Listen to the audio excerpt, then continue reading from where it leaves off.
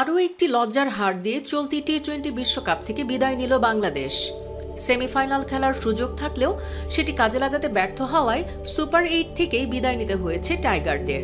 তবে প্রথম রাউন্ডেই 3 ম্যাচে জেতা বাংলাদেশ বিশ্বকাপের প্রাইজ মানি থেকে বড় অঙ্কের অর্থই পেতে যাচ্ছে। সেই অঙ্কটা ঠিক কত? চলুন জেনে নেওয়া যাক প্রতিবেদনে। টি-20 বিশ্বকাপের জন্য এবার রেকর্ড প্রাইজ মানি ঘোষণা করেছিল আইসিসি। সর্বমোট প্রাইজ মানি $11.25 মিলিয়ন বা প্রায় 132 কোটি টাকা। আগের আসরে সেটা ছিল $56 লাখ বা 65 কোটি টাকা। অর্থাৎ গত আসরের চেয়ে এবার প্রায় দ্বিগুণ বরাদ্দ দিয়েছে আইসিসি। এবার চ্যাম্পিয়ন দল পাবে $2.45 মিলিয়ন, অর্থাৎ বাংলাদেশি টাকায় তারা পাবে 29 কোটি টাকা।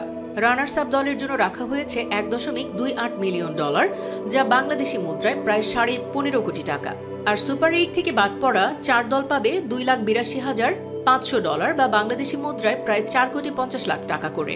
সেই হিসেবে বিশ্বকাপের সুপার 8 থেকে বিদায় নেওয়া বাংলাদেশ শুধু প্রাইজ মানি হিসেবে এই পরিমাণ অর্থ পাচ্ছে। পাশাপাশি এবারের বিশ্বকাপে প্রতিটি ম্যাচ জয়ের জন্য দলগুলো পাচ্ছে $31,154।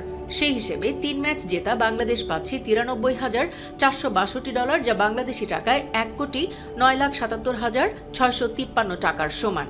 সব মিলিয়ে বিশ্বকাপ থেকে বাংলাদেশের আয় $4,75,962 বা বাংলাদেশি মুদ্রায় 5,59,00,000 টাকারও বেশি। এর বাইরে ম্যাচ ফি, ম্যাচ সেরার পুরস্কার সহ অন্যান্য আয় তো থাকছেই।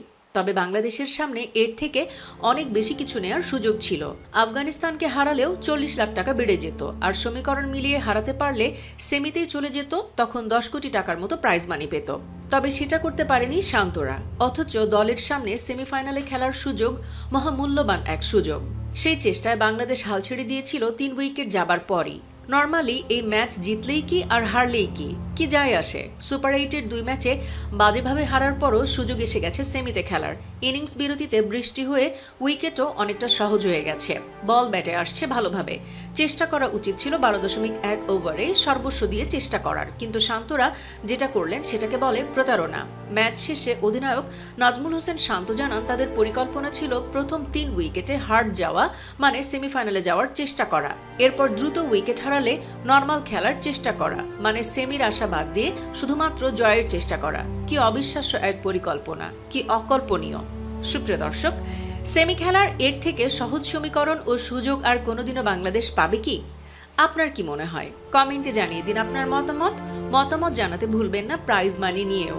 আর অবশ্যই ভিডিওটি লাইক ও শেয়ার করুন। ধন্যবাদ সবাইকে।